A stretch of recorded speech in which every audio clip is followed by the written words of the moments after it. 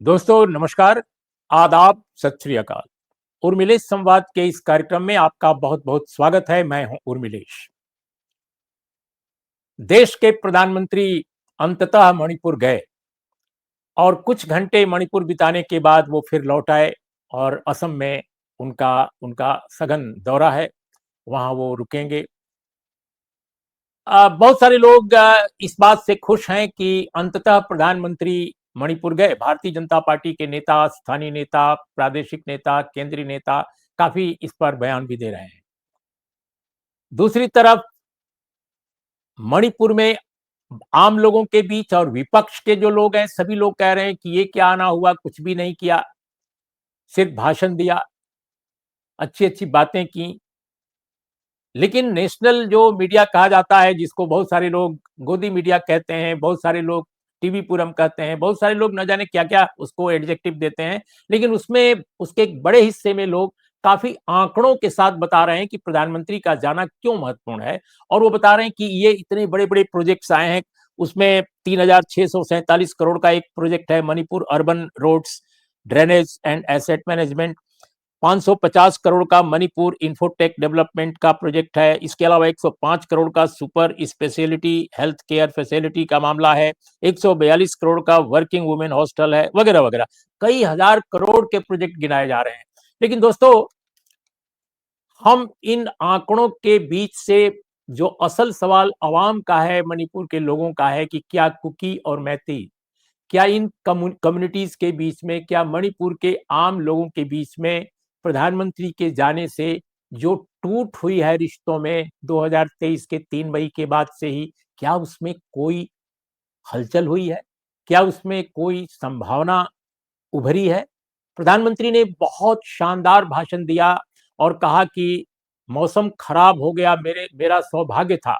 मैं गाड़ी में बैठ करके और इम्फाल से चूड़ाचांदपुर की तरफ गया और 60-70 किलोमीटर का रास्ता जो मैंने अख्तियार किया, उसमें बहुत मोहब्बत मुझे मिली, बहुत प्यार मुझे मिला। लोगों ने तिरंगे झंडे के साथ मेरा स्वागत किया। सवाल इस बात का है कि क्या आम लोग जो मणिपुर के हैं, चाहे वो इम्फाल के हों या दूसरी तरफ कुकी जो बहुल इलाका है, चूड़ाचांदपुर और अन्य जो इलाके हैं, वहाँ के हों, क्या ये रास्ता उनके लिए भी सहज हो गया है? क्या ये रास्ता उनके लिए भी खुल गया है? इस पर गौर नहीं किया शायद प्रधानमंत्री ने। हम इसी इसी यात्रा के बारे में जो प्रधानमंत्री की लगभग 2.5 साल के बाद, लगभग 2.5 साल, 1 डेढ़ महीने कम है, प्रधानमंत्री जो गए हैं, वहाँ इसी पर बात करेंगे कि क्या मणिपुर में क्या कुछ चेंज होगा? मणिपुर का दिमाग, वहाँ के लोगों का मानस क्या बदलेगा? क्या हमारे देश के नेताओं के मानस में कोई तब्दीली हुई है? हमारे साथ इस विषय पर बातचीत करने के लिए नॉर्थ ईस्ट मामलों की बहुत महत्वपूर्ण जानकार और द वायर की national affairs editor Sangeeta Barua हैं। संगीता बरुआ, हमारे कार्यक्रम में आपका बहुत-बहुत स्वागत है और खास तौर पे इसलिए भी कि आप पहली बार हमारे चैनल पर आई हैं। तो धन्यवाद आप सर। सब जी, शुक्रिया। सबसे पहला सवाल मेरा ये है कि एक नॉर्थ ईस्ट की एक ऑब्जर्वर के तौर पे उसके सारे सामाजिक राजनीतिक मसलों पर गंभीर काम करने वाली एक पत्रकार के रूप में आप प्रधानमंत्री की यात्रा को कैसे देखती हैं? ये सवाल मैं खुद से भी कल से पूछ रही हूँ कि ये कैसे देखना चाहिए। देखिए, प्रधानमंत्री का दौरा अभी खत्म नहीं हुआ है। अभी जब हम बात कर रहे हैं वो असम में है, तो कई जगहों में उन्होंने ये लेक्चर अपना स्पीच दिया है। तो जब वो प्राइम मिनिस्टर को मैंने असम में देखी और उसके बाद जब हमने चुरचंदपुर में उनको पब्लिक रैली में पब्लिक स्पीच देते हुए देखा और फिर कंगला में, इम्फाल में देखा, तो वो जो डिफरेंस जो नजर आई, तो उसमें मुझे ये लगा कि वो बड़े खुश थे असम में आके।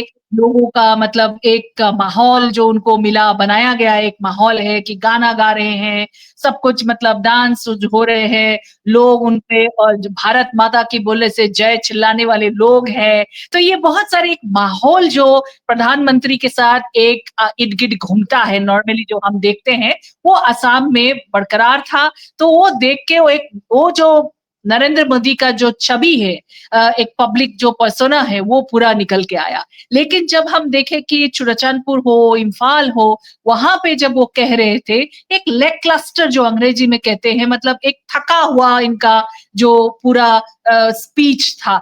हालाँकि हर समय खाली पैसे की ही बात कर रहे थे, डेवलपमेंट पे नैरेटिव लाने की कोशिश कर रहे थे, लेकिन लोगों को ये लगा कि ये सब जो 1000 करोड़ का बात आप कर रहे हैं, 60,000 करोड़ इधर, 22,000 करोड़ उधर, ये सब जो आप बात कर रहे हैं, उससे उनका आम लोगों का ज़िंदगी कैसे बेहतर होगा?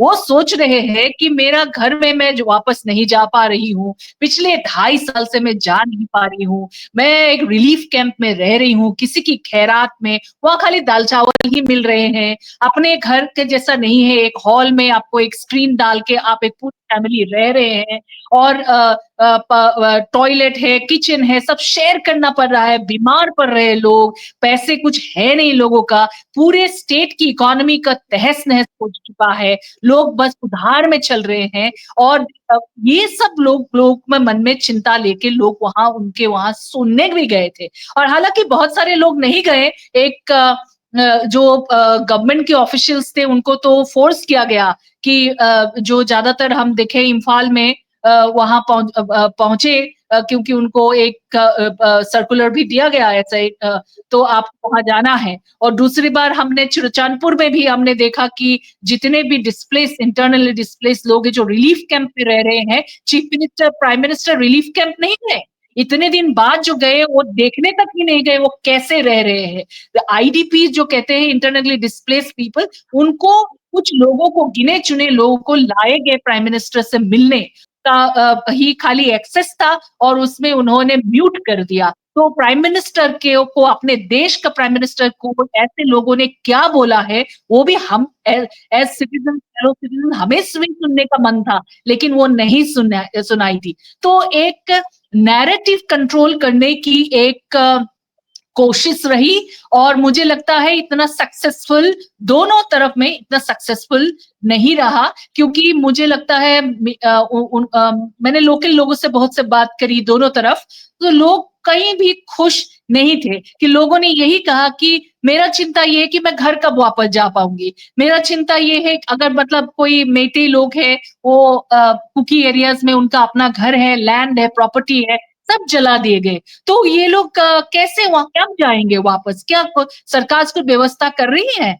और जैसे कुकी लोग कहीं दूर बहुत सारा पैसा खर्च करके उनको एयरपोर्ट का एक्सेस ले रहे हैं वो लोग, अलग-अलग स्टेट में, मिज़ोरम में, नागालैंड में, वो अपने ही स्टेट का के 70 किलोमीटर्स के दूर में जो एयरपोर्ट है वो नहीं आ पा रहे हैं, तो वो कब आ पाएँगे? जितने भी कुकी लोगों ने अपने-अपने बड़े-बड़े घर छोड़ के चले गए, वो घर कब मिलेगा उन लोगों को? और चाहे कुकी हो, चाहे मेइतेई हो, अपने ही स्टेट में एक-दूसरे के जगह मतलब पूरे स्टेट में मोबिलिटी कब आएगी? बड़े-बड़े जो जो हाईवेज़ है, जिसमें एक हाईवे इस्तेमाल करके मोदी जी भी गए चुरचानपुर, इम्फाल से, वो हाईवे भी तो एक्सेस नहीं है ज़्यादातर लोगों के लिए। तो ये जो मन उनका खुश लगा होगा, वो अपने ही तरफ से मणिपुर को देख रहे थे। लेकिन वो प्राइम मिनिस्टर की हैसियत से गए थे, तो प्राइम मिनिस्टर को एक डेमोक्रेसी में एक जवाबदेही होती है लोगों के लिए। वो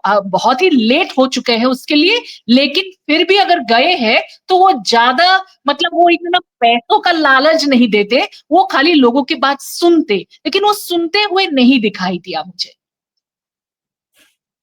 अ, बहुत महत्वपूर्ण बात आपने कही कि उन्होंने लोगों को सुना कम, लोगों को सुनाया ज़्यादा।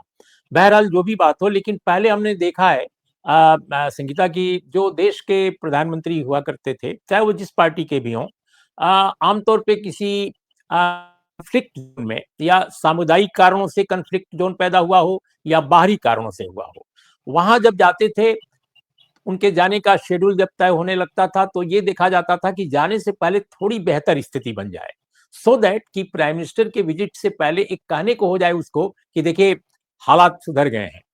कश्मीर के मामले में देखते थे हम लोग, नागालैंड के बारे में देखते थे और एक जमाने में आपके मणिपुर और मिजोरम के बारे में भी देखा करते थे। बहुत पुरानी बात मैं कर रहा हूँ। तो लेकिन इस बार इतने वर्ष के बाद 2.5 साल करीब-करीब के बाद गए प्रधानमंत्री 860 या 65 दिन के बाद। तो मेरा ये कहना है कि क्या इस बीच में वहाँ के हालात को बेहतर बनाने का केंद्रीय शासन की तरफ से कोई जो प्रयास किया गया, क्या पूरी तरह वो नाकाम रहा? सरकार को चलो बाहर किया, स्टेट गवर्नमेंट को जो जरूरी था और जनता मांग कर रही थी, फिर अपना शासन लाया केंद्र का। तो क्या सरकार की ये विफलता है कि वो प्रधानमंत्री के जाने से इतने लंबे समय के बाद भी कुछ नहीं कर सकी मणिपुर में? पहली बात। दूसरी बात कि क्या प्रधानमंत्री इस बार गए भी तो कोई मजबूरी में, क्योंकि उनको मिजोरम के लिए और असम के लिए बहुत सारे कार्यक्रमों की घोषणा करनी थी, तो अब वहां जा रहे हैं तो यहाँ भी गए, तो एक रिचुअलिस्टिक एक कदम साथ लगा। कैसे आप इस बात को देख रही हैं? इन दोनों सवालों पर आपका क्या जवाब है? नहीं, ये बहुत बढ़िया सवाल है, क्योंकि आप देखिए 2-3 इसका पहलू है। पहला तो ये है कि मैं कह दूं कि प्राइम मिनिस्टर पहली बार नॉर्थ ईस्ट नहीं गए हैं 2023 के बाद, कई बार गए हैं वो, असम कई बार गए, लेकिन वो बड़े जानबूझ के वो मणिपुर नहीं गए। तो लोगों, हालांकि लोग चाह रहे थे कि वो आए, तो नहीं गए। और इस बार जब वो गया तो इसलिए क्यों गया वाला सवाल बहुत जरूरी है, क्योंकि शुरुआत में हमने सुना था कि होम मिनिस्टर अमित शाह ने पार्लियामेंट में कहा कि एन बीरेन सिंह, जो उनका पार्टी के कोलीग है और सरकार चलाते थे वहां मणिपुर में, वो डबल इंजन सरकार, तो वो कह रहे हैं कि डबल इंजन सरकार चल रहा है बढ़िया, वो कोऑपरेट कर रहे हैं हमारे साथ, तो उनको हटाने की कोई जरूरत नहीं है, वो शांति लाने की कोशिश कर रहे हैं। बाद में जब हमने देखा कि वो शांति नहीं ला पा रहे हैं, हालांकि एक केस जो अभी सुप्रीम कोर्ट में चल रहा है, मेरे ही स्टोरी से है, जो मणिपुर टेप्स के नाम पे जाने जाते हैं नॉर्मली, वो कि एक आवाज जो उनका प्राइम चीफ मिनिस्टर का कहा जा रहा है, वो तो खुद मतलब वो खुद रेस्पॉन्सिबिलिटी ले रहे हैं इस कॉन्फ्लिक्ट का। तो ऐसा एक पार्टीशन रोल उन्होंने प्ले किया, अगर ये एलिगेशन है। और ये टेप वायर ने पब्लिश इसलिए किया था क्योंकि एक जुडिशियल कमीशन सेटअप किया था मिनिस्ट्री ऑफ होम अफेयर्स ने ये एथनिक कॉन्फ्लिक्ट को देखने के लिए, और वो जो है टेप्स उनको सबमिट किया गया, लेकिन अभी तक वो रिपोर्ट भी नहीं आया है। प्रेसिडेंस रूल दिया जाए, प्रेसिडेंस रूल अपने ही स्टेट में दे जाना मोदी जी के लिए एक बहुत बड़ा एक पर्सनालिटी और कैरेक्टर और उनका जो एक इमेज है, पब्लिक इमेज पे थप्पा है। तो ये थप्पा को कैसे ठीक ठाक किया जाए, तो उन्होंने जो उनका कैबिनेट सेक्रेटरी ट्रस्टेड आदमी थे अजय भल्ला जी, वो रिटायर करे, उनको तुरंत वहां पे गवर्नर बना दिया गया। और वह गवर्नरशिप के अंदर यही मैंडेट था कि आप 6 महीने के अंदर ऐसा सही कर दो कि प्राइम मिनिस्टर खुद जाके उनका रेपुटेशन वो भी ठीक ठाक हो। क्योंकि जब हम 2024 में इलेक्शन में देखे कि दोनों ही सीट बीजेपी का था, वो कांग्रेस को चला गया। तो ये पॉलिटिकल हार, ये आज के दौर के जो बीजेपी है, जो सरकार है, वो खाली पॉलिटिकल इलेक्शन टू इलेक्शन देखते हैं। तो ये उसी हिसाब से प्रेसिडेंस रूल डाला गया। अब 6 महीना खत्म हुआ, इस आप देखिए फरवरी में शुरू हुआ, तो अभी अगस्त में खत्म हुआ, सितंबर इज द 7th मंथ। तो 7 महीने में प्राइम मिनिस्टर का जो प्रॉमिस था, जो प्राइम मिनिस्टर को ले जानी है, वो ले गए हैं। तो यही वाले हम जर्नलिस्ट के हिसाब से यही हमें देखना है। लेकिन जब आप पूछ रहे हैं कि उसका हालत बेहतर हुआ क्या, हालत तो मुझे नहीं लगता है कुछ बेहतर हुआ किसी भी फ्रंट में। पहला कारण तो ये है कि जो इतने भी आर्म्स स्टेट आर्मरी से चोरी हुई थी, वो क्या वापस आया? लेकिन अभी ज्यादातर अराउंड 6000 आर्म्स चोरी हुई थी, 1500 ही वापस आए हैं। और वापस इसलिए आए हैं कि गवर्नर भन्ना ने एक रिक्वेस्ट डाली थी लोगों पे कि कोई एक्शन नहीं लिया जाएगा, आप कहीं पे भी ऐसे बक्से रखे गए हैं, आप आके दे के जाओ। तो लोगों ने दिया, 1500 वापस आए, बाकी नहीं आए, जो एक बड़ा चिंता का विषय है, क्योंकि मैं उस रीजन से आती हूँ, हमने कभी स्टेट आर्मरी लूट हुआ वाला देखा नहीं है, शायद अपने कश्मीर में भी नहीं देखा हो, ये पहली बार हुआ बीजेपी सरकार के अंडर ये काम हुआ है। तो ये गवर्नर भल्ला कोशिश कर रहे हैं, लेकिन इतना आसान नहीं है। दूसरी बात, वो कोशिश कर रहे हैं कि स्टेट का जो रोड्स है, वो सारा जो मेन हाईवेज है, 2 हाईवे जाती है मेन, तो वो हाईवे खुल जाए सबके लिए, एक्सेस सबके लिए, मोबिलिटी मिले दोनों ही कम्युनिटी के लोगों के लिए, जो सक्सेसफुल नहीं हुआ है। ये दो बातें। तीसरी और जो है कि डेवलपमेंट का कुछ ना कुछ तो हम सब, आप भी जानते हैं, हम भी जानते हैं, प्राइम मिनिस्टर की ऑफिस से कुछ डिमांड आते रहते हैं हर स्टेट में कि आप इस महीने क्या इनॉग्रेट कराओगे प्राइम मिनिस्टर से, कुछ ना कुछ डेवलपमेंट स्टोरी चलाते रहो। तो ये कुछ ऐसे करके वो एक दो ऐसे ऐसे कोई चीजें जो है, मतलब पुलिस का हेडक्वार्टर्स ये वो कुछ ठीक ठाक कर लिए, वो इनॉग्रेट करवाने के लिए वो सब एक पब्लिक नैरेटिव जो है मोदी जी का वो आगे बढ़ाने की कोशिश रही। मुझे लगता है ये 6 महीने के बाद इनका अगर कॉन्क्रीट कुछ हुआ है तो वो हुआ है, लेकिन जो मेन चीजें हैं, आईडीपी जो है अभी अबाउट 60,000 पीपल दोनों तरह से रिलीफ कैंप में अभी भी बैठे हैं, उनको घर नहीं पहुंचा पा रहे हैं, 6 महीने हो चुका है। तो ऐसा नहीं है कि कोशिश नहीं रही, कोशिश तो है, लेकिन कहीं ना कहीं एक डेडलॉक है।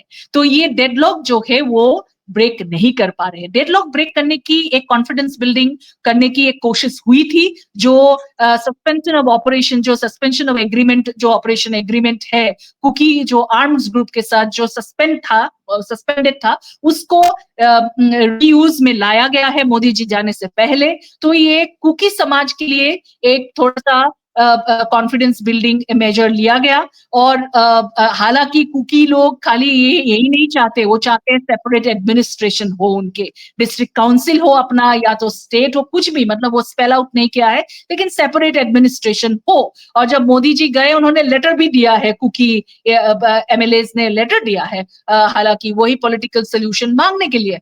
और मेइतेई समुदाय से ये है कि एसटी स्टेटस चाहिए, ऐसे बहुत सारे और डिमांड है, सेपरेट एडमिनिस्ट्रेशन वो नहीं चाहते हैं, और इलीगल इमिग्रेंट को हटाने के लिए एनआरसी करनी चाहिए, ऐसे बहुत सारे डिमांड है, लेकिन एक में भी मोदी जी ने कुछ कहा नहीं। तो बात ये है कि ये सब जब नैरेटिव जब वहां तक नहीं आएगी, तब तक ये डेडलॉक खत्म नहीं होगा। तो मुझे लगता है एक और चीज उर्मिला जी मैं जल्दी ऐड कर दूं कि देखिए, यहाँ पे जो सस्पेंडेड एनिमेशन में सरकार रखा गया है वो डिसॉल्व नहीं किया है, तो इसका मतलब ये है कि प्रेसिडेंट्स रूल को कुछ दिन और रख के शायद वो सरकार दोबारा बीजेपी का लाना चाहेंगे, क्योंकि असेंबली इलेक्शन अगर आज होता है मणिपुर में, ज्यादातर सीट्स तो मेइतेई एरियाज में है, वेरी डिस्ट्रिक्ट्स में, वो वहां पे वो जीतने का उनका कोई भी उम्मीद नहीं है। तो ये दोबारा क्या सरकार बैठाना क्या कोशिश, मुझे लगता है as a political observer of the North East, यही मुझे लग रहा है।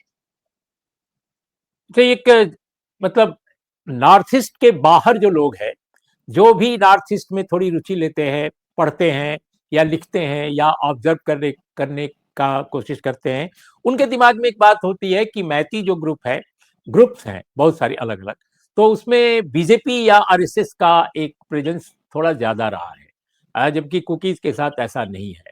तो आज की तारीख में अगर मैतीज भी उनके खिलाफ हो गए हैं और उनसे अपना जो सो कॉल्ड एसोसिएशन पहले का था या एक समर्थन जो था उसमें इतनी कमी अगर आई है, तो मणिपुर को राजनीतिक तौर पे आप कैसे देखती हैं और इस प्रोसेस का क्या वजह है, इसकी इसके पीछे कहानी क्या है? ये भी एक दिलचस्प चीज है। आप सही कह रहे हैं कि आरएसएस ने पेनिट्रेशन मेइतेई समाज में है, और कुकी समाज में, क्योंकि ज्यादातर लोग क्रिश्चियन हैं तो उनमें थोड़ा सा दिक्कत था। लेकिन अभी आप जो देखेंगे उसमें 2024 में क्यों दोनों सीट बीजेपी को से हट गया, कांग्रेस को मिला, चाहे हिल में हो, आउटर मणिपुर या इनर मणिपुर, जो मेजॉरिटी एरियाज है, दोनों में कांग्रेस जीता, क्योंकि उस टाइम बीजेपी के लिए बहुत ही गुस्सा था। प्राइम मिनिस्टर ने तो कुछ बोला भी नहीं था जब तक वो वायरल वीडियो नहीं देखे थे, वो भी सीधा मणिपुर के लिए नहीं बोला, वो कांग्रेस के कुछ और स्टेट्स को लगा के कुछ ऐसे ही एक मां मसाला लगा के पार्लियामेंट के बाहर बोला, उन्हें पार्लियामेंट के अंदर नहीं बोला। तो ये सब चीजें हैं, लोगों को गुस्सा था उस टाइम, तो लोगों ने इनको चुना नहीं। लेकिन अभी जब हम देख रहे हैं, मेइतेई समाज में बहुत ही गुस्सा है अभी भी, और मेइतेई के जो बीजेपी लीडर्स है वो बार बार दिल्ली आ रहे हैं, बोल रहे कि सरकार बना दीजिए, लेकिन वो भी अलाउड नहीं है, नहीं हुआ है, क्योंकि उनको ये डाउट है, ट्रस्ट नहीं है बेसिकली, कि अगर हो जाता है तो फिर मतलब कुछ और डिफिकल्टीज आ सकती है। क्योंकि आप देखिए, बीजेपी के राज्यसभा का खुद ही का जो मेंबर है, राज्यसभा मेंबर सनाजोबा, लेशंबा सनाजोबा, तो वो एक टिटुलर हेड है मणिपुर का राजा, तो वो कांगला फोर्ट के अंदर रहते हैं और उन्होंने ही वो ऑर्गेनाइजेशन जो है आरंबाई टेंगोल उसको फाउंड बनाया। और आरंबाई टेंगोल एक मिलिशिया है, आर्म्स ग्रुप है, उनपे बहुत सारी ये जो स्टेट आर्मरी से जो आर्म्स लूट करने की एलिगेशन है, कुकी लोगों के लोग ये कहते हैं कि उन्होंने हमें अटैक किया, मारा पीटा, वो सारा वायलेंस उन्होंने किया। और में आप जो इनका जो सो कॉल्ड चीफ था कनन सिंह, आशर कनन सिंह, वो कनन सिंह मणिपुर के जो एथनिक कॉन्फ्लिक्ट के टाइम पे वो मणिपुर पुलिस में था। तो आप सोचिए मणिपुर पुलिस और इसका एक सेक्शन ऑफ मणिपुर पुलिस आयुक्त से एक तालमेल जो था।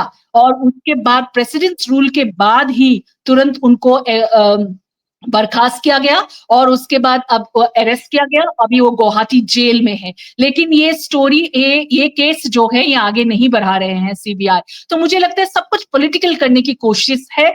और ये एक मैत्री समाज में ये है कि अगर हमारी बात नहीं मानी जाए तो हम तो कांग्रेस बीजेपी को वोट नहीं देंगे, ये एक चीज है। और हिल एरियाज में ये है कि सू एग्रीमेंट हो गया है, तो उसके बाद एक पॉलिटिकल डिस्कशन में ऑलरेडी घुस चुके हैं एमएचए के लोग। तो मुझे लगता है वहां बीजेपी को लगता है कि कुछ सीटें जो हैं असेंबली इलेक्शन कुछ होगा तो या तो एक सीट जो आउटर का है एमपी सीट वो वापस लाने में उनको आसानी होगी। तो इसलिए मुझे लगता है एक कोशिश वो रहा है। और हालांकि वैली एरियाज में आसान नहीं है बीजेपी को असेंबली सीट जल्दी जीतने की और सरकार बनाने की। एक प्रधानमंत्री के दौरे के बाद भी मैंने देखा, आज भी अखबारों में छपा है कि वो ये कह रहे हैं कुकी कि भाई हमें या तो आप यूनियन टेरिटरी दे दो या सेपरेट एडमिनिस्ट्रेशन दे दो, इसके अलावा हमें कोई किसी मुद्दे पर हम आपके साथ समझौता नहीं कर सकते। दूसरी तरफ जो ये ग्रुप है मैती ग्रुप, इम्फाल में जो सब लोग हैं बड़े नेता उसके सारे ऑर्गेनाइजेशंस, वे कह रहे हैं कि एनआरसी होनी चाहिए। अब एनआरसी क्यों होनी चाहिए इसका अर्थ, इसका मीनिंग समझना कठिन नहीं है, क्योंकि कुकीज के अलग अलग जो उसमें जो संरचनाएं हैं, अलग अलग समाज हैं, अलग अलग एथनिक ग्रुप्स के लोग हैं, तो वो कुछ उससे साबित कराना चाहते हैं। तो आपको क्या लगता है कि ये जो दोनों पक्ष की तरफ से मांग हो रही है, उसमें जो हमारी सेंट्रल मिनिस्ट्री, होम मिनिस्ट्री है, खास तौर पे गवर्नर साहब वहाँ के हैं, तो आखिर इनके पास क्या चारा है, क्या क्या कुछ कर सकते हैं? इनके पास कोई फार्मूला क्या आपके आपके दिमाग, आपकी जानकारी में है कि किस फार्मूले पर सेंटर काम कर रहा है, या कोई फार्मूला इनके पास नहीं है, केवल सुन रहे हैं और चुप बैठे हैं? नहीं, वो एंगेज करने की कोशिश करेंगे मेते समाज से, क्योंकि कल देखिए बहुत सारा प्रोटेस्ट भी हुआ जो हमारे इसमें नहीं दिखा रहे हैं, प्रोटेस्ट हुआ।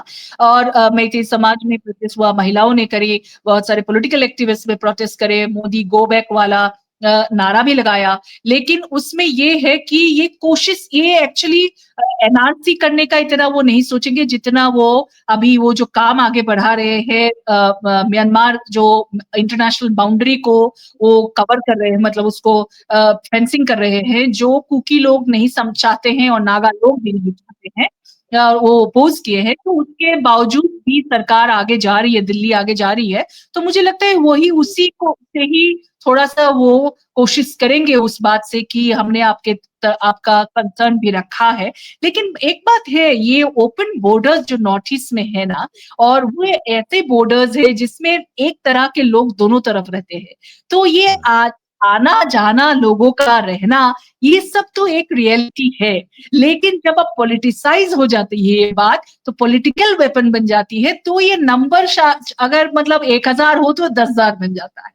तो ये सरकार को भी नोटिस करनी चाहिए कि अगर ये सब ऐसी रॉ सेंटिमेंट्स वाली मामला है, तो उसमें पॉलिटिक्स ना खेला जाए। और उसमें क्योंकि नेशनल सिक्योरिटी की भी बात होती है उसमें, तो आप सही तरह से आप इसको हैंडल करें। क्योंकि अगर आप उसको पॉलिटिकल मिल्किंग करने की कोशिश करेंगे, तो आसाम एक एग्जाम्पल है, सालों 70s से चल रहा है ये बात, और आज भी बैचेस ऑफ जो पॉलिटिशियंस है यही बात को दरा दरा के वोट ले जाते हैं और डेवलपमेंट की बात नहीं करते जब इलेक्शन आता है। तो ये मणिपुर भी वही हालत में ना पहुंच जाए, क्योंकि ऑलरेडी अब देखिए मणिपुर में इंसर्जेंसी का प्रॉब्लम सोल्व नहीं हुआ है। तो ये एक डबल वैमी हो जाएगा लोगों के लिए। तो और अभी भी ऑलरेडी इनके लिए कोई ना एम्प्लॉयमेंट ये सब की कुछ चारा है नहीं। बहुत सारे, चाहे कुकी लोग हो चाहे मैतेई लोग हो, बहुत सारे लोगों ने अपने जगह से बाहर आए हैं और कुछ एक जना एटलीस्ट फैमिली से आके कुछ इनकम करके घर भेज रहे हैं। तो ये जो चीजें हैं ये एक रियलिटी है। तो ये रियलिटी पे अगर वो बीजेपी इस पे मतलब पॉलिटिक्स खेले तो ये बहुत ही दुखदायक बात होगी। लेकिन बीजेपी, आज का दौर का जो बीजेपी है, वो कोई भी मामला ऐसे जाने नहीं देते। रॉ सेंटिमेंट्स को तो हालांकि पर्टिकुलरली नहीं जाने देते। तो मुझे लगता है इस पे कुछ तो खेल वो करेंगे। या कुछ सर, मैं कहना एक चाहती हैं? चीज और ऐड करना चाहूंगी यहाँ पे, प्लीज बिल्कुल। क्योंकि उन्होंने बहुत सारा मणिपुर में बहुत सारी चीजें उन्होंने कहा। दो चीजें मैं हाईलाइट करना चाहूंगी। एक चीज प्लीज। उन्होंने इम्फाल में कहा कि 500 करोड़ रुपया ये आईडीपीज को के लिए दिया, उन्होंने वो किया है।